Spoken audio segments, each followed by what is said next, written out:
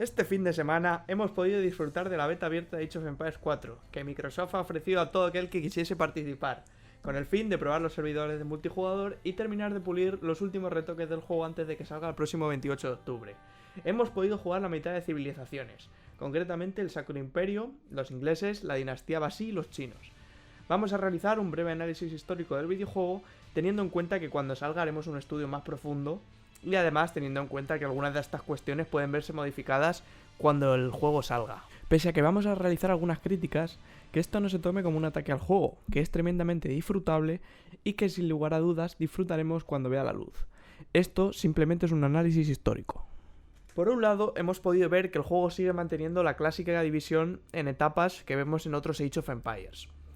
Esta sirve para marcar un poco una dinámica de inversión de recursos para lograr un cierto progreso tecnológico a lo largo del juego. Las etapas concretamente en las que se divide este progreso tecnológico son la Edad Oscura, que podríamos identificar con la Alta Edad Media, entre los siglos V y X, la Edad Feudal, la Edad de los Castillos y la Edad Imperial. El problema con estas etapas es que no está tan clara la correlación con periodos reales de la historia. La Edad Feudal comenzaría en el siglo X, pero determinados elementos del feudalismo habrían perdurado hasta la Edad Contemporánea. Zonas como Rusia perduró hasta el siglo XIX, por ejemplo. Por otro lado, la Edad de los Castillos tampoco es una definición precisa, porque castillos han existido desde la prehistoria hasta la Edad Contemporánea. Es cierto que desde el siglo XI hubo una mayor proliferación de fortalezas en el mundo feudal occidental, en un proceso conocido como encastellamiento, unido a la proliferación del feudalismo y la fragmentación del poder político en el continente europeo. Sin embargo, por las formas de los castillos del juego, realizados en piedra y con una cierta consolidación de modelos arquitectónicos, esta etapa podría hacer referencia a un periodo que comenzaría en el siglo XIII, cuando se consolidaron los castillos como estructuras estables de piedra. La Edad Imperial sería bastante criticable porque en todos los periodos de la Edad Media habían existido imperios como el carolingio en la Alta Edad Media, el propio Sacro Imperio Romano Germánico, que es una de las civilizaciones que podemos controlar, el Imperio Bizantino, etc.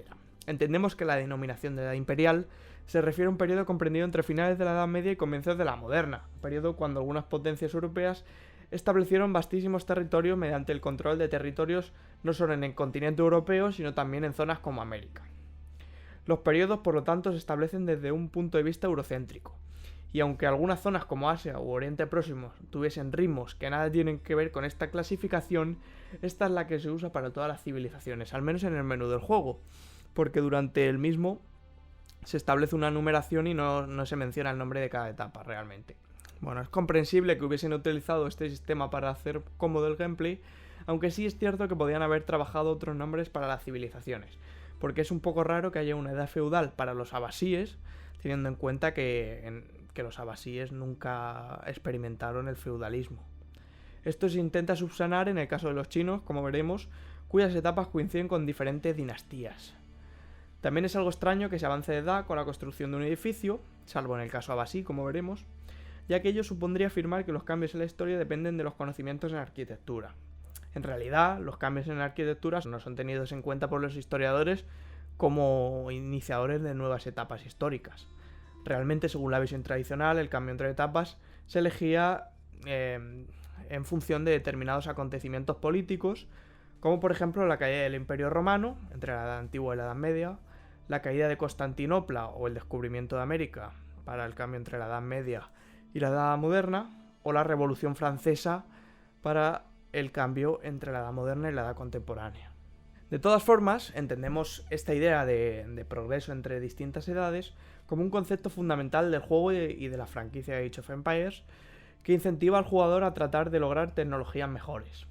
Eso sí, emplea una visión, digamos, muy optimista de la historia, mostrando que siempre había un progreso hacia mejor y que nunca hubo baches, digamos, porque no puedes retroceder de edad, sino que siempre vas hacia mejor, con una idea clara de progreso. Cuando realmente la Edad Media tuvo sus periodos de crisis, por ejemplo el siglo XIV. Echando un ojo rápido a las civilizaciones que hemos podido probar, observaremos que se ha establecido una diferencia interna entre las mismas. Esta diferencia estaría justificada entre civilizaciones de culturas y zonas geográficas diferentes, por ejemplo entre los chinos y los ingleses. Sin embargo, entre facciones como los ingleses y el Sacro Imperio Romano Germánico, aunque podía haber ciertas diferencias entre los habitantes de una y otra entidad política, existía una cultura militar bastante similar, debido a que los contactos culturales eran frecuentes, dada la mayor proximidad entre ambos. Vemos que los ingleses en el juego son una civilización, en lo económico, centrada en la recolección de trigo en cultivos que se llevarían a cabo en un molino. Si bien es cierto que en la Edad Media hubo una proliferación de molinos, coincidiendo con la difusión del feudalismo, la mayoría de los molinos eran de agua en lugar de viento, por lo que aquí tenemos un pequeño fallo. Los ingleses en el juego tienen cultivos de trigo más baratos y bonificaciones por sembrar cerca de un molino. Esto tiene sentido porque el molino convertiría el trigo en harina para hacer pan. Lo que no tiene sentido es que solo ocurra en el caso de los ingleses, porque todo el mundo feudal latino ingería grandes cantidades de pan. En lo militar, vemos una preeminencia de los arqueros, portados por los aldeanos, y una gran importancia de los arqueros de tiro largo, que tanta importancia tuvieron en los conflictos como la Guerra de los 100 años. De forma muy interesante, estos arqueros pueden desplegar cercas de madera para frenar las cargas de caballería que los destrozarían, algo fidedigno desde el punto de vista histórico y que realmente ocurría. Además, los ingleses cuentan con hombres de armas, soldados de infantería pesada que pueden ser creados antes que en otras civilizaciones. Concretamente, ya en la Edad Oscura pueden producirse este tipo de soldados. En la Edad Feudal, los ingleses pueden formar sus arqueros. Además, pueden construir edificios como la Torre Blanca o Torre Central de la Torre de Londres o el Berkshire Palace, que hace referencia al castillo de Windsor. Echaremos un ojo más detallado de los edificios cuando salga el juego. Por otro lado, el Sacro Imperio Romano Germánico es una civilización basada en el poder de la infantería, la religión y la capacidad de defensa de murallas y fortificaciones. Por el lado de la religión, esta destaca en el Sacro Imperio por la capacidad que tiene esta facción para crear prelados desde la primera edad y por la capacidad que tienen estos para mejorar la economía, para facilitar la producción. Realmente, desde el punto de vista histórico, los clérigos eran señores feudales que podían llegar a ser tan poderosos como cualquier otro señor feudal laico y podían llegar a favorecer el desarrollo de la economía de un territorio, por lo que quizás en ello se base esta función del prelado de mejorar la economía. Además, pueden recoger reliquias, cuyo culto sabemos que era bastante importante entre finales de la Edad Antigua y finales de la Edad Moderna. Por lo tanto, es un elemento bastante bien representado. Eso sí, el Sacro Imperio obtiene más oro de las reliquias, algo extraño ya que no era un lugar de peregrinación de los más importantes del periodo. ¿Por qué esta civilización es más religiosa que otras? Realmente no veo una causa fundamentada. Quizás por el nombre de Sacro Imperio, que tiene el significado de sagrado. Es un poco difícil de justificar, la verdad, porque todas las potencias de la época eran muy religiosas y existía una gran correlación entre el poder político y la religión. Igualmente, las reliquias dan mayor alcance de las armas y daño en el caso del Sacro Imperio, según donde se alberguen. Esto se puede entender como parte del fervor religioso de la época. Además, si se investiga una tecnología concreta, los prelados pueden inspirar a los soldados. Realmente esto se puede entender dentro de la difusión de ideologías del momento, como la Guerra Santa, con gran inspiración religiosa. Yendo a la militar, destaca el hecho de que el Sacro Imperio tiene una infantería bastante poderosa, fundamentada en hombres de armas bastante resistentes y unidades únicas como los lasquenetes. Estos tienen un fundamento real, eran infantería mercenaria que proliferó en la segunda mitad del siglo XV, a pesar de que en el juego ya se pueden crear en la tercera edad, que podemos identificar a partir del siglo XIII-XIV. Los asquenetes proliferaron en un momento en que se difundía el uso de la pólvora y en el cual comenzó a perder importancia la caballería en favor de la infantería, ya a comienzos de la Edad Moderna, a finales de la Edad Media. Es una figura bien representada, pero algo mal ubicada cronológicamente, porque debería estar quizás en la cuarta edad. Sin embargo, lo habrán puesto en la tercera por motivos de jugabilidad y balance entre las civilizaciones. Además, los germanos poseen tecnologías para hacer más rápido el movimiento de la infantería, algo que sirve para distinguir las facciones jugables, pero tampoco tiene mucho sentido desde el punto de vista histórico. Además, los germanos tienen bonificaciones a la defensa de las murallas, por lo que son una facción defensiva. También tienen el poder de hacer reparaciones de emergencia en torno a los centros urbanos.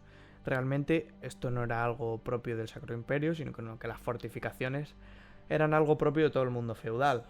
Por otro lado, algunos edificios que pueden construir los germanos son la capilla de Agen o de Aquisgrán, algo extraño porque fue erigida por Carlomagno, anterior al Sacro Imperio. Y también podemos construir el Palacio del Burggrave. El Burggrave es una figura que en la época se refería al que defendía un castillo o fortificación y que tendría una cierta base histórica. También podemos construir el castillo de Elsbach, fortificación con fundamento también histórico. Por otro lado, también tenemos la dinastía Basí. Es algo raro que se emplee esta denominación porque la mayoría de civilizaciones restantes tuvieron sus propias dinastías también y no por ello se llama dinastía X. Por ejemplo, los chinos o los ingleses, ¿no? O sea, no hablamos de dinastía Plantagenet, por ejemplo, al jugar los ingleses.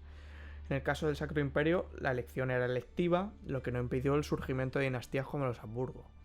No entiendo por qué aquí se habla de dinastía y en otras civilizaciones no, la verdad. ¿No era más lógico hablar de califato abasí? Quizás tenga que ver con el hecho del fin del califato abasí, mucho antes del fin de la Edad Media, en torno a mediados del siglo XIII.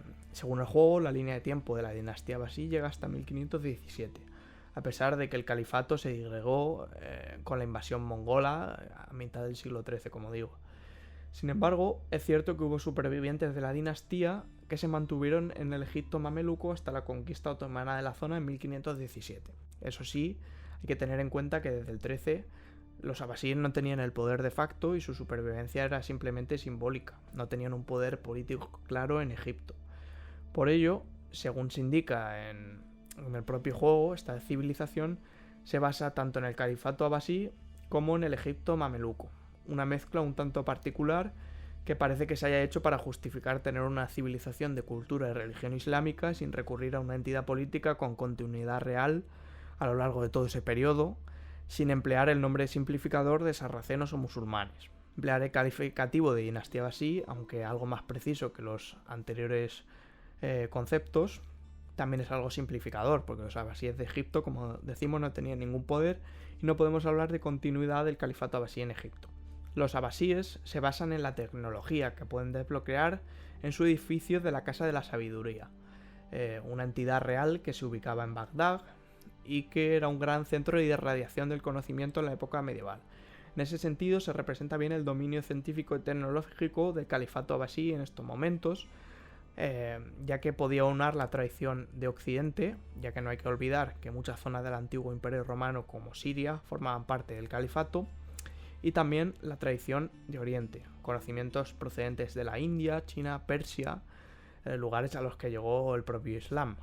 Ese dominio tecnológico en el juego les permite iniciar una edad de oro para acelerar la recolección de recursos. La dinastía Basí es la única que no avanza de edad construyendo un edificio, sino mediante la investigación, lo que habilita determinadas tecnologías cuyo orden se puede escoger, algo que es bastante curioso y una mecánica bastante novedosa en el juego.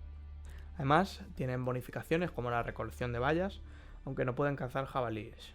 Esto parece dar a entender que tenían una cierta tradición en la recolección de recursos, algo que puede ser cierto en algunas zonas de la península arábiga, donde existía un cierto nomadismo, si bien en el sur había amplias zonas de cultivo y una gran tradición agraria. Igualmente en el Egipto mameluco también existía una amplia tradición agrícola. En lo militar, los abasíes tienen la capacidad de hacer arqueros a camello y jinetes a camello.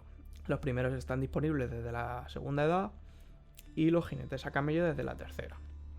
Los camellos realmente se usaron en algunas ocasiones para el combate en la Edad Media, pero normalmente se usaban para el transporte. Eso sí, está bien que hayan recreado las tácticas abasíes de combate según las cuales los jinetes disparaban en movimiento y podían retirarse con gran movilidad. Como las demás civilizaciones, los abasíes tienen unidades de infantería y caballería, algo lógico y acorde con la realidad histórica. Por otro lado, la dinastía Basí puede crear imanes, figuras de gran importancia en la época, líderes religiosos y dirigentes de las oraciones. Por su parte, los chinos pueden construir los dos edificios característicos de cambio de edad y pueden tener así acceso al sistema de dinastías que históricamente gobernaron en China en la Edad Media, la dinastía Tang, Song, Yuan y Ming, lo que les da determinadas ventajas. En ese sentido, se acercan más a los periodos políticos de la propia China, lo cual es un acierto. También vemos unidades con una base histórica, como el llamativo nido de abejas, un artilugio capaz de lanzar una gran multitud de flechas al mismo tiempo, y que al menos se utilizó desde el periodo de la dinastía Ming. Además, los chinos tienen armas que históricamente utilizaron, como las ballestas, así como guiños a monumentos conocidos como la Gran Muralla. Igualmente, tienen unidades para recaudar impuestos, algo que tiene sentido en sociedades tributarias como la China, algo que podía haberse implementado en los abasíes o en las civilizaciones cristianas en las etapas finales del juego sin perder así la coherencia histórica. Por otra parte, el juego ofrece otros múltiples datos sobre demografía, cultura y economía, que si os ha gustado este vídeo analizaremos cuando salga el juego y lo haremos en mayor profundidad, con el resto de civilizaciones y campañas disponibles. De momento, si te ha gustado este vídeo, da un like y háznoslo saber. Nos vemos en el próximo.